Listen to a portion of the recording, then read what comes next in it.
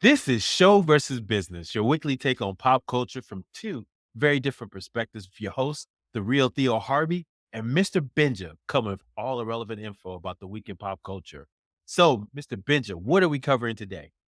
As for this week in pop culture, it is popping off like it wasn't before because it's a new week. So, first of all, I'll let you know that we have no free will. So, I don't even know why we're trying to do anything. I don't know why we're trying to be here every week with the hotness. We have no free will, according to this scientist guy. And he's from Stanford. So, people are listening to him. We'll see what he's got to say. There may be some truth to it, maybe something for you to think about, and definitely a little takeaway we've got. Also, speaking of not being in control, are we a little too scared of things? Maybe that's why this book came about in the first place. If we're too scared of stuff. So that's another story we're going to look at. We might just be too scared of things. Halloween's around the corner. It's been getting bigger and bigger. I'm sure you've already got your spirit Halloween up and it's raking in money with its weird Halloween smell. We'll talk about that too.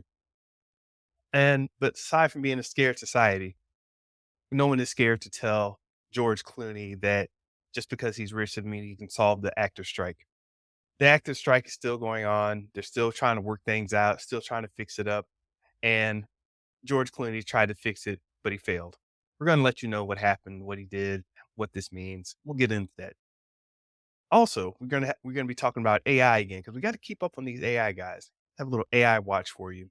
This time, Bing is so concerned, Microsoft is so concerned that its Bing GPT engine of AI, it needs to be reeled in a little bit. They need to make sure it doesn't go crazy. So they're offering a $15,000 bounty if you can get Bing AI to go crazy, act up, say something nutty, fly off the rails. I know a couple of you are little industrious prompters. You might be able to do it. I think you can. Go for it. Finally, with all this stuff going, Theo and I were talking, and we need to rant on this one a little bit. It might be costing too much to have fun, just in all areas of life. So I want to have fun, and this can't have fun without the mun. That's a little mun, the dollars. Give me $2 make you holler. So it used to be $1 make you holler, but now it's $2 make you holler. Yeah. Inflation. Anyway, inflation on the limericks. All right, that is our. Those are our 5 stories we're going to get into. Theo, how's that sound? Oh, Mr. Benja, I love it. I love it. I love it. Story time, Mr. Benja. Mm, Man, I am watching these shows. I don't really watch horror films too much mm. or horror TV shows. But recently Netflix dropped a new show and it got me because it was very interesting conceit. Basically, they want to combine the works of Edgar Allan Poe with Succession. And they Wait, got w a okay. show called Fall of the House of Usher. Huh. Have you heard of this show, Mr. Benja, at all? Oh, no, it showed up on my Netflix. I still have it, so I'm just checking in on it. Showed up on my Netflix and said, "Hey, you should be watching this." I was like, "Alright, watch later." Because I had heard rumblings about it, so now I'm glad you're here to tell me. Yeah, yeah, yeah. So I'm not a big horror guy. I just don't like to get into all that devil foolishness. But and that caught my interest, man, because anything dealing with business, I'm like, business TV show, I'm there. And then Edgar Allan Poe. Do you remember reading Edgar Allan Poe in high school or middle school? The Yeah, man. Raven, Pit and the Pendulum, just Yeah, these I love this stuff. yeah, it was very weird because all the poems we read when we were in high school or middle school were like about love or Romeo and Juliet or just really philosophical thought provoking type poems. You remember the entry way for me, at least for poems, was what's it, the end of the sidewalk? What's his name? Shel Silverstein? So That his okay. name? Yeah. Yeah, remember that big white book? It had all these poems in there, and they had these little simple little poems. Yeah. And that kinda was the entryway into that. So then you got a little bit more mature, and then they got to Henry Ward's Lots, what's that, Emily Dickinson, all these great poets in the early 1800s and all that. But then they got to this guy, Edgar Allan Poe, man, and that guy was just on some other stuff, man. And even reading it, you just got a little creepy feeling about the stuff. Like that one story, I can't remember the name of it, but the one where the guy, they put him in the cellar and he walled him up while he was still alive. that was just like, and it was, and he wrote not just poems, he also wrote short stories, right? So Yeah, that yeah. was more a short story. I gotta And go back so to those. yeah, so anyway, I say all that to say is that they took all his works and remixed it into this cohesive story about this CEO, master of the universe type guy who owns a pharmaceutical company of all things. So they made it very modern, and just like how he had 8 kids and how they were just terrible kids, and how they So had all this wealth and is this how like they fell. is this the premise though? Is it they putting it out there like that, or is that just it happens to be part of the behind the scenes? No, this is the premise. It's if you look at the Netflix, if you go to Netflix now, you look at the Hmm, titles, each title is based on the story, The Raven, the Murder in the Rue Morgue. okay. All these are stories of Edgar Allan Poe, the titles themselves, and then they actually have names of characters from the poems and the stories Yeah. Oh, representing. wow, okay. They actually recite the actual poems inside the storytelling. Because one of the CEO, he's a poet, so he's always bringing out words from Edgar Allan Poe and his Okay. speaking to everyone. So it's, and then it's a horror film, a horror TV show.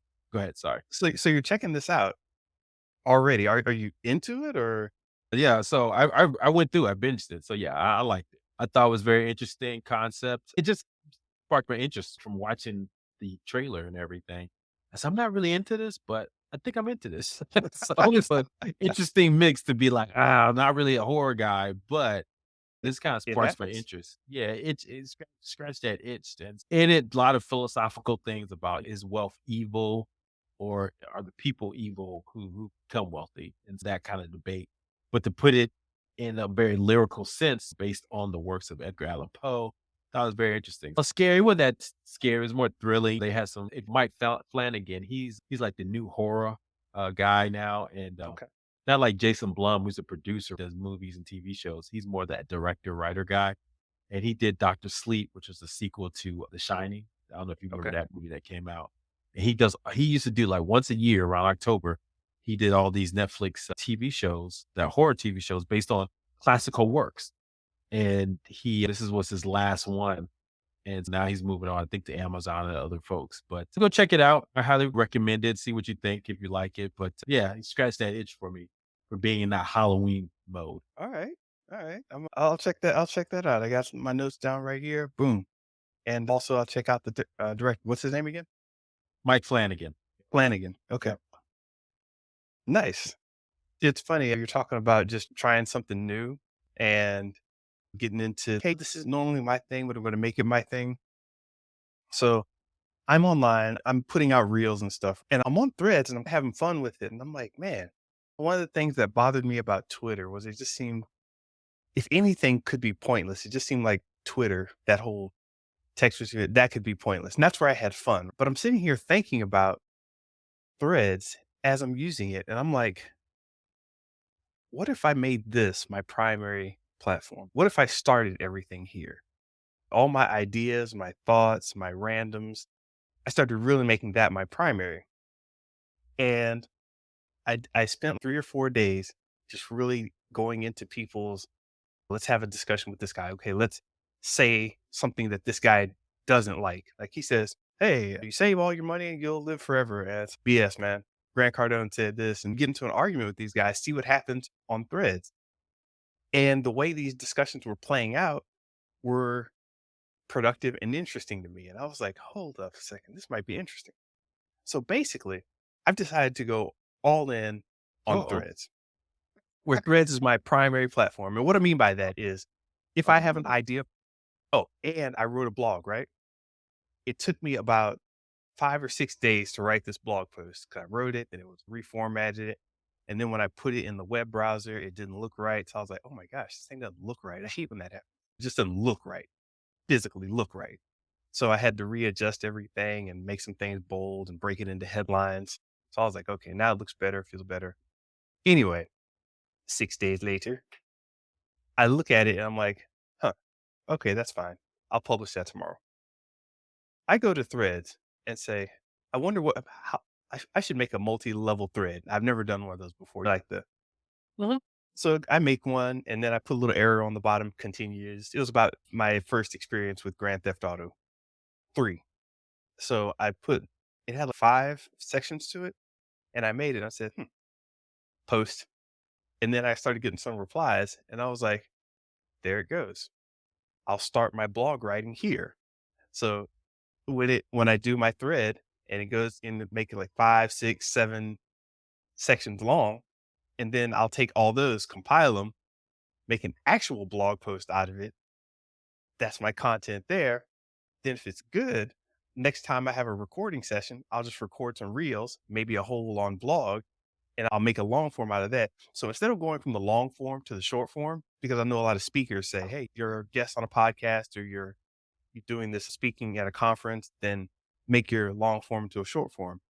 I'm about to make my short forms into long forms. So I'm starting incredibly short. Like I'm just firing out thoughts and ideas and get a couple likes on it. Good point. Turn that into a longer post than a blog post. Dude, I was flowing and I got my man. Threads is number one platform for me now. I'm just gonna try it for the rest of the year. AMP is gone. AMP is gone. So I have Well, yeah, that let me interject there. That's why let's rewind the tape. You said something similar to AMP not too long ago. So that's why I was just chuckling. But I get it. AMP. As of this recording, AMP only has uh 7, 8, 9 days left in its Yeah, lifetime. yeah. It's gonna be they're gonna pull the plug on October 31st, and yeah, too bad for them. Well, and to your recommendation, I started to get on threads more. I'm liking the interaction I'm getting as well. And like you, I'm using it like you had mentioned before on this podcast, or even Alex Hormozy has mentioned this. Like they used to use Twitter, right? Just putting your random thoughts out there, see what people kind of gravitate toward. Mhm. If you're like me, I do a little morning kind of meditation. I get some ideas, do a little Bible reading and stuff like that. I get a lot of these ideas. And so I'm writing down my little notebook and all this stuff. I was like, can I consolidate this into something that could be appealing to my audience? And so I'm starting to leverage that and seeing what kind of people gravitate toward. So like you, I'm looking at, okay, what is my lane, what kind of audience I'm building. And Yeah. then from there, I can see, okay, I could do more of this type of content as I build it up. So I'm not there where you are yet, where I'm just like doing the short form and trying to expand upon it yet. I'm just still trying to test it out and trying to see what themes are going to resonate with folks based on me as a mouthpiece. But I will say this, my team, I'm all going all in on long form because we found a lot of AI tools. My team has what we can figure out. I think one is I don't want to shout them out too much because we may want to give them as a sponsor, but they do something really cool where they're able to give you a variety store. What's it called? A viral score, if you will. Okay. So they can edit, let's say you got hour long podcasts or whatever. They'll find little snippets. They do this with our podcast too. They find that could get a lot of views. And sure enough, it's working so far. I don't know if you saw some of our latest shorts. So I think I want to do more long forms and then switch them down. And so I want to play with that model first because long forms are just they're harder to do. But then as you start doing this more, the last couple of long forms, what 10-minute long forms, I've done things where I didn't even use a script anymore. I'm Yeah. just like, okay, I'm just off the dome now. And so I'm enjoying that. So now the next level is, and thanks to you, Mr. Benja, you did a podcast with us. I'm trying to do more podcasts because I do like the interaction and seeing do more of those. So anyway, so like I said, threads for me, I'm enjoying it. Thanks to your recommendation. I'm not all in like you are, but I do feel like it is something that could be part of repertoire. And there's more, be honest with you, a lot of my other content, working with my team a lot more. They're doing a lot of stuff Mhm. for me. This is directly for me. I'm just testing this out before I say, okay, team, jump in there and do it. It's funny. I'm starting to see the hack. I'm starting to find the little hacks that work for it. So once I start getting to that level, this it's just fun to me. I'm like, let me see if this little trick works. And for that whole day, I'll try this little thing. Say, all right, it didn't work as I thought it would, but it did this. Jumping in the comments, finding out how people react. On the business side, you mentioned I'm actually collecting all of the people who do my likes, the retweets, and all the Mm. rethreads and all that. So I'm like keeping track of it. At the end of the day, I just go back and say, okay, add this guy's name, add this guy's name, add this guy's name. And then this is old school Twitter tactics, by the way, that are updated for now. Gary Vee had an old Twitter strategy. Grant Cardone had an old Twitter strategy. And this was back when the hashtags were just being a thing. And This took me back to I told you about when I started talking to DJ Wu Kid, right? Mhm, Yeah, 50 Cent's DJ. mhm, So there's a whole thing I was talking to him on Twitter, and I was like, that blew my mind. I was thinking, I can just start talking to people and they might respond. I've gotten responses from Elena Cardone, what's his name? John Hope Bryant, mhm. Ron English, the artist, just random people. Well, not Ron English, I forgot the artist's name. Luke Chu, actually know him though, the second count. Bobby Hundreds, a lot of people, right? But it's funny because the engagement is high, but the numbers of people active are low, if that Mhm, makes any sense. mhm. So you're not getting a bunch of spam and nonsense. The people who are interacting really want to engage, talk, answer, if they do, in fact, engage, talk, and answer. It's a pretty small, vibrant community, is what I'm saying. So, yeah, Yeah. I'll let you. And just my 2 cents on it was like, I don't think that's a challenge for what Threads is gonna be. Probably VP is on there, right? He's giving us updates on new features, like they have a voice feature now and some other things they're gonna launch. I think they're looking at, or do they already have a trending section yet? Or what's trending? They don't have a trending section, but from what I can tell, I believe the trending is already being tested underneath the sheets, if you will, underneath Yeah. the 1,000 thread count sheet. I like that. That's a good one. Put that out there on Threads. Yeah, man. So I think that Twitter was based on the algorithm and is really pushing like news, right? And trying to get more folks. And I think Threads is actively preventing that. So that may be preventing it from getting to that next level. I think that may be the issue there, why it's just more of a tight knit community because it can't get that viral component going because there's Yeah, that's breaking news. Because remember when Israel, the whole Israel yeah, situation, people were trying to do Twitter, they were frustrated because Twitter's broken. And so right. they try to do it on Threads, and then Threads is like, Yeah, we can yeah, do some of this, but not all that." yeah. So to that point, like a real quick tip: don't go blasting links, especially links without context. If you just post a link and let it sit there, you're it's not getting pushed anywhere. But if you post a link and then talk about it, hey, listen, I saw this, I was thinking about this and that, and you have a good amount of text to go along with the link, it's okay. There's some contextual argument with it. Then, if you just have a picture, screw an actual link that gets them off threads. If you have just a picture and your reading of it or your discussion, then you're pretty good. And if you have straight text, you're pretty good. What I'm saying is more of yourself, less of whatever link or yeah, news headline you're trying to ride the tails of. Yeah.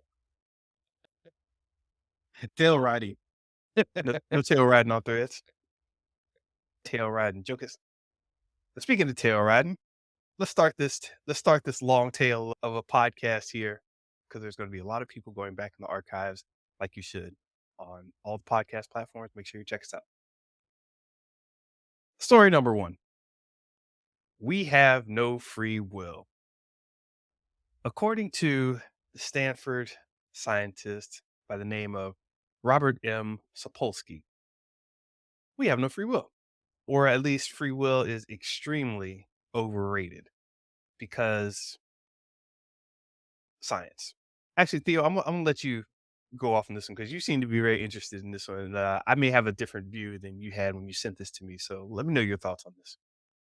Yeah, yeah. I thought it was just fascinating. The reason you asked me before this podcast, behind the scenes, guys, before we got on the podcast, Mr. Bench is like, "What's your angle here?"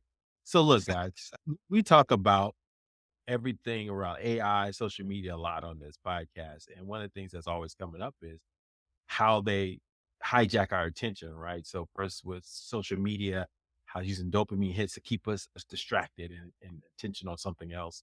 And AI is just going to supercharge that, right? They're going to get more intimate in that. And so that begs up the question, are we really watching what we want to watch or are we just being driven by the algorithms? So that's on the technology side, right?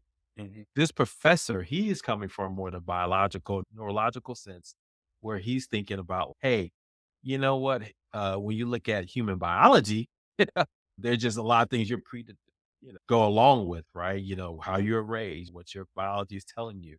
So you may think you want to eat that hamburger, you made that choice, but no, it was in your biology that predisposed to like beef or that smell reminded you of this the time you used to go to McDonald's with your mom, Yeah. brought back good memories. It's like he's saying every choice we make, we think it's something on our own volition, but no, it's backed by science and sociology of why you made that decision. So I'm Yeah. saying like, wow, combine that with social media, then do we really have quote unquote free will based on these type of concepts? So that's my angle. No, that makes a lot of sense, and it made more sense when you said it. And, yeah, I don't know if you remember, you brought this up in college. You're talking about you were angry and pissed off at something because they were playing a song on the radio and you didn't wanna hear it. You're like, "Man, I don't wanna be brainwashed by the radio." And I was like, "Yo, calm down." And I knew then then at 19 years old, I knew. they're not gonna force me to like this song. I do not like this song. No matter how much they play it, no matter how I many just booties got are like jiggling me on the dance Abraham. floor, I will not like it. That's Sam I am. I don't know if you started bobbing your head to it and were like, "No, I will not." But I thought that was really funny. I was like, "Man, JR will not be brainwashed by this song. The real Theo Harvey keeps it real." But yeah, you're doing that since then. So no, that makes total sense to me, your angle here. It's really interesting. This is something I thought about for a while. Yeah, if you take a certain person, drop them in a certain environment with these inputs and incentives and disincentives, it's well, yeah, how much of that person is actually running things? Or that was a question I had. But and of course, being computer science, that's what I was studying. I really started to see that wow, there's a whole lot of information you can boil down into just numbers and inputs and outputs and calculations. And we were studying AI on a theoretical level. Now we're seeing AI in an actual level. So what I want to know is what's out there that data scientists know that we don't know, that they're holding on to. I'm talking about like the leaders of the field that they just can't let certain stuff out and they're talking to behind closed doors and in these dark, dirty academic back rooms, and they're like, "Yeah, man, I think we pretty much solved this and this. We could, in fact, program this out of society in completely." I'm wondering about these discussions. I agree, man. I think tons of people discussions. I'm thinking about like Facebook, man. They have 3.03 billion monthly active users on their platform. And I think I talked about this one time. I went to LinkedIn and saw how many data scientists.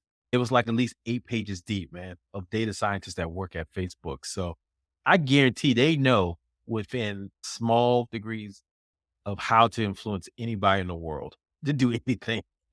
And that is one thing that they're probably holding on to from an individual level and from a nationwide level. You saw that for our elections, right? You know, how that worked.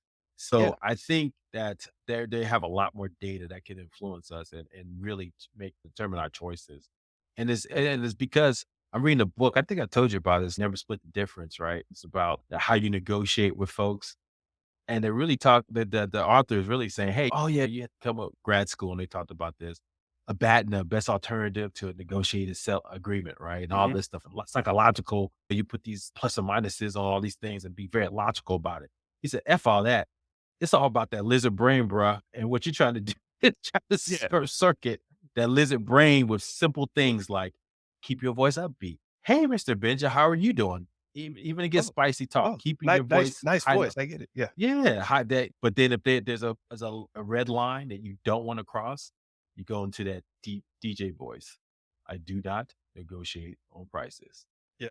And that's it. And then people, "Okay." And so it's like you do these little psychological hooks, and I say all to say is that we're driven more by the emotional, the id inside of human beings, and I think the data scientists and all that know that, and so that Mhm. does drive a lot of our decision making process more than we care to admit. We're more emotional, more driven by that brain stem that's really controlling our instant reactions as opposed to the prefrontal cortex, which we think we are. So I say all to say is I could see people having an argument that we just don't have any free will now because of so many hooks into us, biological, neurological, and societal, and now with technology. So did I make a decision to do a podcast with you, Mr. Bench, or was it predetermined that we're going to start a podcast? Yeah. And when people hear this, I don't want people to think predetermined as in the time variance authority from Marvel's Loki. Somebody's got a big script and they're like, ah. But if you have enough data points, if you have enough information, like we were talking, you mentioned the election. Facebook was a very good example of that. They can literally turn knobs on, okay, this has a lot of foul language in it. Let's turn the knob down on that so we don't show it as much. And then this guy has flowery language. Oh, we like flowery language. Let's turn the volume up on that. We want to see more of that in the feed. We want to see more likes. We want to share more to your friends. If you Well, like, before you go into that, I mhm. mean, TikTok literally has a button that says Oh yeah, this content will go viral. yeah, So there exactly. you go. So yeah, that's saying as you've got knobs that can move stuff up and down. But what if the guy who was talking and he used foul language, what if he was actually correct and the person with the flowery language was actually a big filthy liar? And then all of a sudden you're like, oh, well, Facebook just turned the election one way when they could have turned it the proper way. And this is stuff that's happening in real time. Companies are thinking about this, marketers are thinking about this, programmers are thinking about this. The military is definitely thinking about this. What are the chances of a riot breaking out? You've got your city on the line. It's okay. We need to start adjusting these knobs to make sure that we don't put this on. The media knows this as well. Any large scale media professional will tell you that, yeah, they'll come in and limit what you can say, how you can say it, how much you can say it. That's happening. But I think my beef with this guy is he comes out with a very strong statement that says, we have no free will at all. Holding people morally responsible for their actions is wrong. To that, I say GTFOH. But you gotta say the word in the last sentence says he envisions a world without blame or prisons, with criminals quarantined only as long as they're deemed dangerous. No, that whole deemed dangerous, it's come on, dog.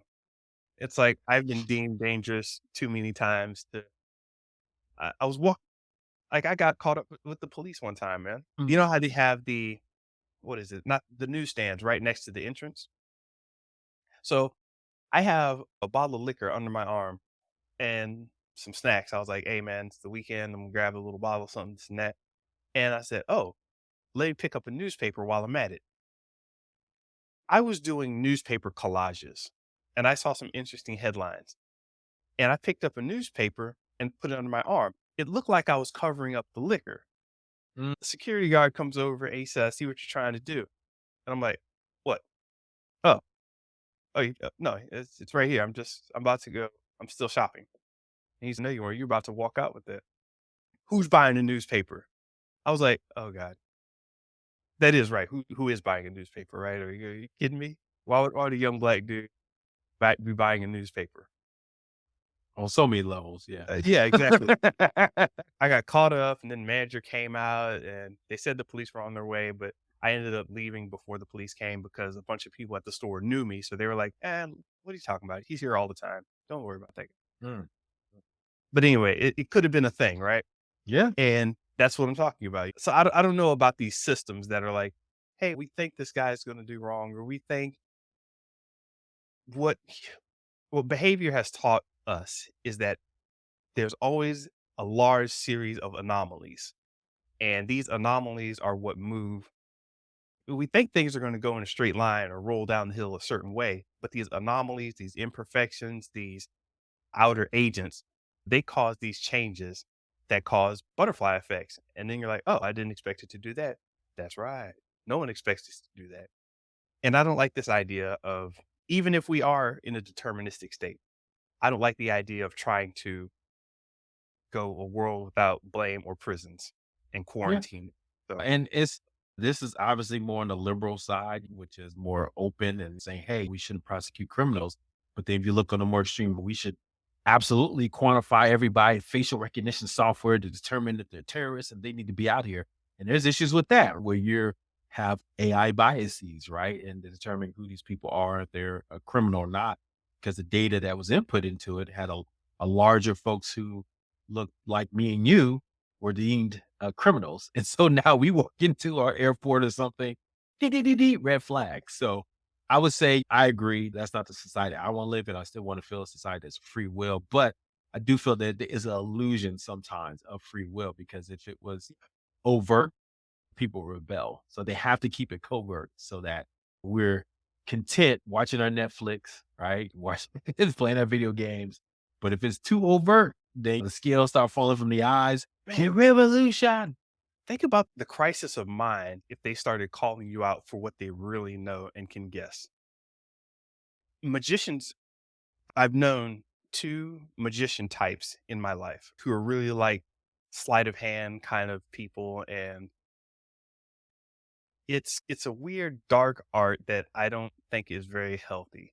I'm just like, you know what? A lot of that, just leave it alone, bro. Just leave it alone. Misdirection. Yeah, that misdirection. Yeah, when you start getting into playing with people's literally playing into people's emotions, and then you get somebody who recognize you're playing with their emotions, but then they recognize that you see that they recognize you're playing with their emotions, it starts to get real stupid. And it's just say, bro, just calm down. Just go drink your Jägermeister or whatever, and vote independent if you have to. Do what you want. Just don't get caught up in the matrix. Nah, man. So look, maybe we need to do a deep dive on this discussion another time. But yeah, but it leads into some of our discussions later. So hopefully we'll bring it back up, I'm sure, again and again. Oh yeah, because that leads us right into story number 2. Are we becoming a scared society, or are we already a scared society? This has been coming up quite a few times in little bits where it's always, oh, the pandemic and everybody runs scared, goes buys toilet paper. Oh, this is happening. We're all going to lose our money. And oh, you can't allow this. And you take it back to the seatbelt days. They want to chain us in the car seats. And it's like now we just seem scared of everything. But the data says we're actually a lot safer, just at least physically safer in terms of crime and things like that. But this came up because of Winnie the Pooh of all things. So I'm pretty sure everybody's familiar with Winnie the Pooh, the lovable orange beige bear with a red shirt. A little while ago, and we talked about this, the copyright went out. Copyright lapsed for the character, meaning it fell into the open domain, meaning anybody could start making properties, not properties. Anybody could start making content or their own proprietary creations based off of this character. So it wasn't on under lock and key anymore. Now you had a little bit of playroom where you could start making your own creations based on this idea of a character, Winnie the Pooh. In short, they made this horribly twisted version of Winnie the Pooh called Winnie the Pooh Blood and Honey, which just sounds Mm, disgusting anyway. mm. Apparently, Theo, he got after some kids. Is that what I'm hearing? Yeah, look, fourth graders in Miami, man, saw this with a substitute teacher accidentally put this. I don't know if accidentally is the word, but put this into the VHS recorder, DVD player, whatever they did, and showed it to the kids, and they were basically traumatized. But you just can't go by a title anymore just before you show it to kids. As a parent myself, I'm very wary of all the stuff I see because there's some subtle stuff, even in things that can seem the most innocent. And yeah, man, this was one of those things that, it's an interesting story, and it's funny. This we talked about this story. I feel like we talked about this maybe a year ago. We heard this coming out. Yeah. People, it blew up the internet. I think people forgot about it. Movie came out. People forgot about the movie, but here it is, 2 years later. We're still talking about this. This is crazy. So I just see more people trying to pull this type of stunt. If other projects become unregulated or what's it called, unprotected, right? With that's in Yo, the domain, common domain. who would you want to see in a effed up, twisted, crazy, out there kind of way? I don't know if you have one in mind, but I I have one. do. I already have one. And Okay. they almost went. They wouldn't let this happen, but he was almost in the public domain, but Disney would not let this happen. Michael D. Mouse, Mickey Mouse, man. If he was out in these streets, boy, we could do some fun stuff with Mickey. He's already out behind the scenes wilding out. He was out here, man. I see Michael D. Mouse running a corporation, slapping women, driving his Cadillac. Yeah. People want to do so much to Mickey, man. It's not even funny, man. So they just Disney would not let that happen ever. But yeah, The first. Mouse of Wall Street. Yeah. Oh, it just writes itself, doesn't it? It just happens that that high pitched voice. Hey, bitch, where's my money? It's just funny. Hey, I was thinking Felix the Cat. I Oh, wanna see some, like, old gangster type Felix the Cat coming out, scratching fools in the face. "Yeah, you like that? You like that?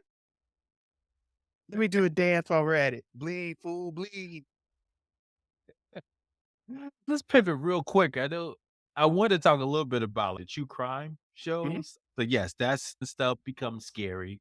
This is stuff that's out there, right? That's actually happened. But our addiction to these shows, man, start with the podcast, right? I don't know if you listened to Serial back in the day, Mr. Benjamin, but that just took over everybody, right? I yep. listened to the first season of it, but then became the from the podcast to the docu series, right? Where Netflix has ton of murder suicide. Matter of fact, becomes such a thing that Saturday Night Live has a parody. I go look for it. It's a song parody about how many of these movies are out there. It's hilarious. Maybe we'll put the link in there. But my wife is one of those that watches these shows, man, and Yeah. she's trying to get me so bad to watch this one called Disappear about these people just disappeared and no one knew what happened to them. And I tell my wife, why do I want to watch a show that there's no solution to? That's such a man response. But it is, but it's I I mean, have the these same were murder question. suicide. This is a murder Yeah. sui you know what happened. Okay, this is a murder suicide, right? Yeah. Like, we know who did it, right? But then if it's just, like, open-ended, I'm like my brain is like, now I'm trying to solve for a problem that's not really my problem, and my brain power is used for that, and it's I can use that brain power for something else. So, anyway, so that's just my take on these true crime. Hey, I'm not man, a big fan. I watch them every now and then, but I'm not a big fan. there was an unsolved mystery episode, and it said it happened in, like, some forest in Georgia and everything. I'm like, "Huh, alright." I drove through Georgia one time, and that came up. It was like, "Hey, it's such and such forest is down the way," or I saw it on one of the highway signs, like, "You go that way, you can pass through it." And I was like, "Huh." And it wasn't real to me until I drove past that highway sign, and it stuck with me ever since then. I was like, You want to pull over so bad and pull out your bag and get your "Man." Sherlock Holmes on, boy. If you had saw that crime, Mr. Benja, Yeah, something went down in Forsyth County. That was it. Forsyth County, not Forest, but Forsyth County. Bad area in Georgia for black oh, people. yeah. Oh, yeah. But anyway, so yeah, these shows scared society. And here's an interesting twist I want to add to this. What if we're scaring ourselves as a protective measure? Because things are going too far out of control. Technology is moving at crazy speeds. Population's really high. What if this is a societal protective measure to, hey, if we're scared about stuff, we'll pull back a little bit and start to hold on to what we have a little more. We won't be so adventurous and try to, I don't know, we won't lead ourselves into a place that's crazy because I don't like using the term healthy fear too much. Maybe we have a healthy fear, healthy skepticism about some things. That's, hey, we're starting to tap into things we don't understand spiritually, technologically, socially, with all these crazy things happening. We've never had connections like this and that we've had with the internet and auto translate and stuff. It's crazy, right? Yeah. I do feel like people have to distinguish, right, between actual fear and anxious or anxiety, right? And so I think Mhm. we Okay. are very anxious society, right? So yes, and that manifests as fear sometimes because real fear is like, look, that ancestor, that bear is chasing us, right? Yeah. Or that we will be killed if we don't leave. And that's genuine fear, right? That's something that's that Right. survival Right. instinct, that's biological bred into it. But what's been happening is because this fear has the biological fear has lessened and lessened, anxiety fear has increased more. And so I think we just had to distinguish that a lot of this stuff is perceived fear, Yeah. just perceived brand, right? This is a perception. And so, how do you combat that? And I think people are doing that with therapy and other ways of interacting because a lot of the anxiety we feel is basically feel the fear of the other. And 99.9%, no, 99.999% of all human beings are the same. So it's you're fearing some that 0.0001%. And really, I think that's what's really driving all this. Yes, and I think there's some technology fears in there too. But ultimately, I do feel like that we have to distinguish between the two. And I think we're just making ourselves more and more anxious. I even see it in I'm like, wow, my daughter is very just anxious about stuff. And I get it. Just we're overwhelmed with so much information and stuff that we didn't have to deal with because Yeah. information was as really available. So yeah, well, maybe we'll talk about this more deeply. It is Halloween time. So not to scare you too much. You don't have to be scared about ghosts, goblins, demons. You have real anxious opportunities here in society right now. Yeah. Inadvertently sending money to North Korea for their weapons programs, which is actually a thing that's happening right now. Yeah, you can look into that. But there's companies acting like they're doing one thing and they're actually just taking money and sending it over to North Korea for their weapons. So there are legitimate things to be afraid of should you live in like South Korea or something like that. Don't be scared. Don't be scared. You scared, Theo? I ain't never scared. That's right. Doom, doom, doom. Anyway, go check it out, guys. I ain't never scared. Speaking of never being scared, George Clooney, rich actor, has a solution for the SAG actor strike, but it didn't go over well when he told it to him. Theo, this is your wheelhouse. You've been keeping up on the strike. What did Clooney do this time? Yeah, I'm out here on the picket line with these actors, man. So talking to them, getting us the latest scoop. Yeah, so if you guys don't know, we have all these strikes that just lined up. We had the director strike, we just got over the writer strike. The last hurdle is the actor strike. And the reason why this is coming to a head because number one, we thought it was going to be over after the WGA, the writer strike was over. We thought, oh, the actors who strike at the same time were ready to go. That's not the case, right? And the other thing is these delays are really jeopardizing movies and TV shows. So we may not have a summer blockbuster season. So you hear things like Deadpool, right? Deadpool 3, people super excited about. That might be gone, Mr. Benjamin. next year. So I think a lot of these actors, so I read this article, they said these big time actors was making millions of dollars, like the Ryan Reynolds, like the Hugh Jackmans of the world. Then it's not affecting their first. It's already affected their first movie, right? That's got pushed back. Now it's affecting their second movie or like their TV show. Now they like, we gotta do something. This is getting my pocket now. So basically, George Clooney was a face, but it wasn't just George Clooney. It was a bunch of other actors. I think they put a list here. Basically, actors you've heard about, like Emma Stone, Scarlett Johansson, Ben Affleck. I don't know how this guy got in here, but Tyler Perry off like Tyler Perry. Is that is that is there a TV crew around? Tyler Perry. Yeah, I'm over here. But anyway, Tyler Perry was in this mix, and they basically proposed that look, there's a delay, the SAG after they're saying, hey, we need some more money for other things, and they got a lot of demand. So these rich actors are saying, "Hey, right now when we pay our dues, it's a cap of $1 million a year. So we can't pay, even though we make 50 million a picture or whatever, or 20 million a picture, we can only pay 1 million for our dues. If we just increase that cap, then we'll pay more. And then if there's more in the dues fee structure, and then we can be able to pay out for healthcare and other things for our lesser paid actors." Nice gesture, but it didn't underline the biggest issue, which is, yeah, that's fine. You can solve the problem for now, but long term, you still have AI that's taking jobs away, right? Mhm. Or they're gonna still have not getting more revenue, right, for future streaming successes. So how do you prevent that? Is it was a non-starter for the union leadership led by a Fran Dresser, the nanny.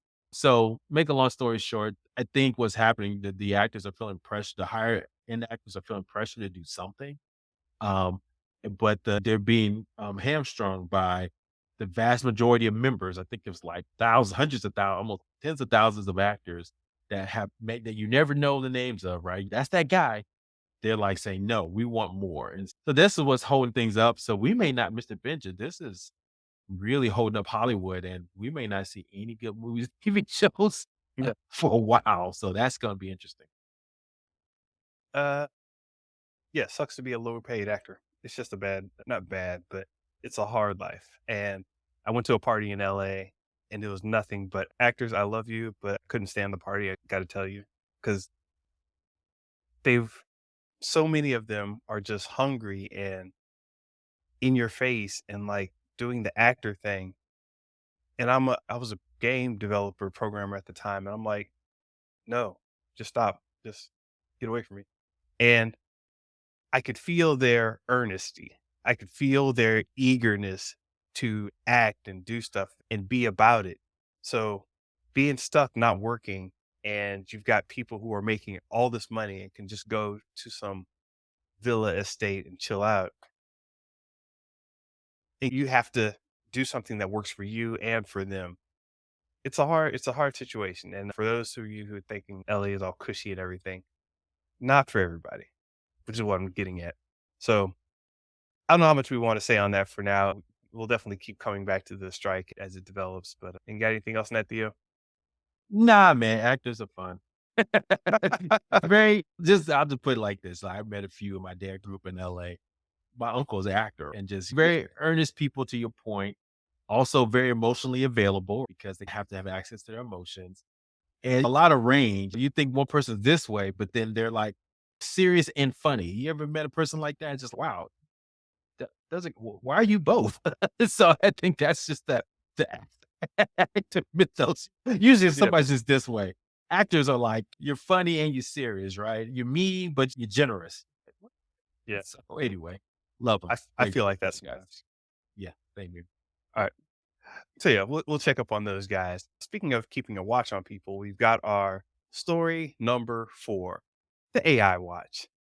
This time, Microsoft is going to pay you $15,000. What? 15 G's, 15 large, just to have you find a bug in their Bing GPT system. Or wait, is it Bing or any of their AI applications? We got to find out the details because I might need a little money. Yeah. Okay. So specifically for their AI powered Bing, Bing is their front end, basically their most accessible search engine and AI technology. And they've been really integrating this chat AI into all parts of the Bing search engine. It's fascinating how they're doing it. It's pretty slick, actually. But if you've known Microsoft and their AI, it's gone off the rails a couple times, and I think it's getting serious enough for that. All right, we got to really try to run this thing off the rails, and we'll pay you up to $15,000 for your trouble. You looking to make a little extra scratch deal?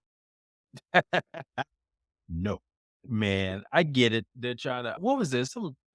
There was something other. Didn't Netflix have a prize for like their recommendation algorithm? And they wanted people to come up with new approaches and try to improve it over time. So reminds me of that a little bit. They're just on the search to keep these AI systems from hallucinating because what's happening is they become more embedded in our software. We're going to start trusting them more. Number one, we won't even know that they're there. So it'd be hidden and then the second thing is we're just going to trust that it's accurate and it could be falsely off. And so I think as you see these different IT behemoths, like Facebook has their own AI, Google, Microsoft or Open AI, and then you see other folks. I think Apple is trying to create their own AI. I think that's going to be the key differentiator, right? Whose AI is the most accurate, right? And they're going to do tests. They're going to figure this out. And so I think Microsoft, to their credit, is trying to, or yeah, Bing is trying to figure out how they can make the most accurate one and get rid of a lot of these hallucinations before it's fully embedded inside your Excel, inside your PowerPoint, inside everything you do. And so this is going to be interesting. The scary part is we talked about something scary in the previous segment. I think I talked about this on the last podcast. The here is not to make is it to make these things safer or just to make them more efficient at their job, which is scary because the just like with social media, was the intention to just get people to connect or is it just to keep you on the platform longer? Because that's going to drive what's happening. And we see all this investment. For instance, I found out this last quarter there was over about $17.9 billion in AI funding, which made up nearly 30% of all venture capital funding in one quarter alone. So you triple that, that's what 2468, that's almost $80 billion in capital going to AI. This is unheard of, man. And so these tools that we still don't know still hallucinates they're rushing to make more of it, and that is the scary part. They still don't have there's no safety brakes on this anymore, and they're just like, "Oh, it's the car's down the hill. Let's make some brakes now, right? Let's see who can figure out this is hallucinating. We're gonna pay you $15,000 see if it hallucinates. But if you don't figure it out, that's okay because the car is gone." So it's getting to that point. So let me throw Elon's name in the in the mix here. I was about to say in the must. So let me Which throw is Elon's accurate. name in the mix here. Elon's been working and he's got his own version of AI, which is an image processing system for their cars, for the Tesla vehicles.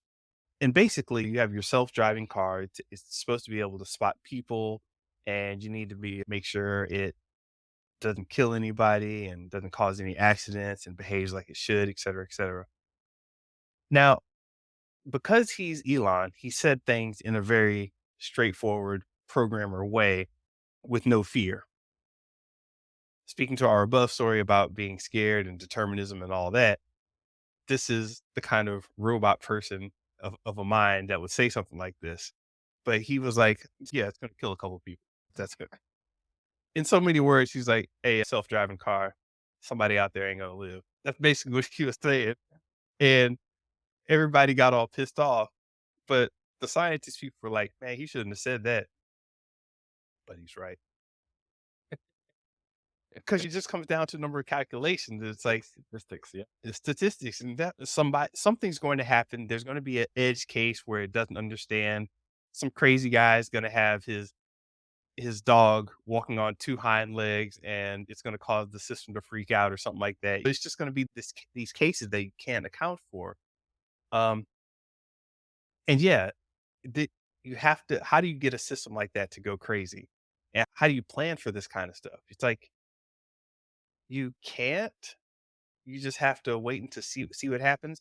And this is why it's good that Microsoft's paying out this money because what it's going to do is it's going to start getting those, I don't want to say obvious mess ups, but obvious in the real world mistakes are going to start happening. Like some guy is out there in, let's say, Finland or something, and he's dealing with a bunch of Commodore VIC-20 computers, and he's got this super rig of computers set up, and he's, oh, I know exactly how to construct an algorithm to screw with Microsoft's computers. And Microsoft's, what? I didn't even know you could string those kind of computers together like that. What are you talking about? Okay, we found another case. Boom.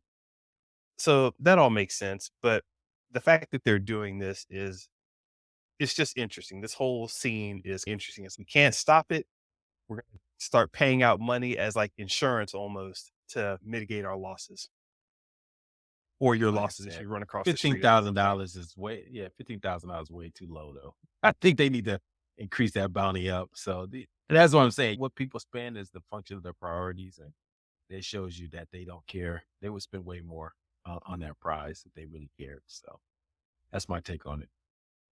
That's a good take. And if anybody gets 15K, let us know. But for now, we have story number 5. We got a little rant to go on here. I've been dropping streaming services like nothing. And it's because, not because I don't want to pay for these services, but it feels like it's becoming too expensive to have fun. I just don't want to keep paying all this money to have fun. I used to be a stick and a ball. Well, I'm not that old. It used to be simple ways to have fun. Theo, I know you go to Disney a lot. What's going on, man? Why is it so expensive? The rent is just too damn high, man. Oh, yeah, man. If you didn't hear, Disney made some big announcements. They're going to reinvest in the parks, 60 billion over the next 10 years. So obviously they're going to pass that back to consumer. And so people are feeling it not just in the entry price, but they create a whole new system where you pay extra to get ahead of the line. So that's just more money out of your pocket. And that doesn't count the countless number of times you pay extra for your alcohol or food at Disney. So the inflation piece of it is really increasing things. So that's just at amusement parks. But they said even in concert experiences, you and I had the chance to go to Coachella last year, but even that is increasing, right? We knew, right? Everybody's going to want to go to see concerts. They had two big concerts this year, Taylor Swift and Beyonce. They said typically average ticket price for is $120 this summer, which is a 7.74 increase, a 7.4% increase over last year and up about 30% from 2019. So $120 average cost for a concert ticket. And it doesn't get into the streaming services. They're all going up on their price point. So much so as I'm the one that has a subscription to all of them. I'm like a Mr. Benja. I need to start canceling some of this stuff. So yeah, man, inflation is real, man. And not only that, but the cost of having fun is not, um, you really think through what's your fun now. I'm enjoying hanging with the kids and going playing basketball on the courts or, fine, going to the park. Yeah, Mr. Benja, and family, I'm the married guy with kids. You start to fill in your pocketbook Yeah. Don't get them too hooked on anything because I don't see anything but the prices continually going up. for the foreseeable future. The feds did say they may put a pause on raising inflation interest rates, which is causing some of the prices to continue to go up. But even then, I think this is a cover for a lot of companies to just raise their prices anyway to get more margin. So think Uh, about it. They're like, oh yeah, I gotta raise prices. I gotta cut people. I just got a big check as a CEO for $20 billion. So there you go. Um, this business 101, guys. That's why I'm the business guy. This is what they think about. Oh man, Mr. Benja, this has been great. Anything else? man, I think we're done. I'm gonna go cancel the subscription right now, man. Same here, brother. Same here. So, hey, everyone, thank you for listening. Hope you enjoyed this episode. Please subscribe and comment at Show versus Business on Twitter or X, YouTube, and Instagram. Listen to us at Spotify, iTunes, or wherever you listen to podcasts. Go check out our website at Show versus Business. Go keep liking our reels on YouTube, but definitely, and shorts, excuse me, on YouTube and reels on Instagram. But definitely give us a shout out in the comment section if you like this content and what you want to hear in the future. All right, Mr. Benja, have a good one. Did you know I was planning on saying peace after this? Peace.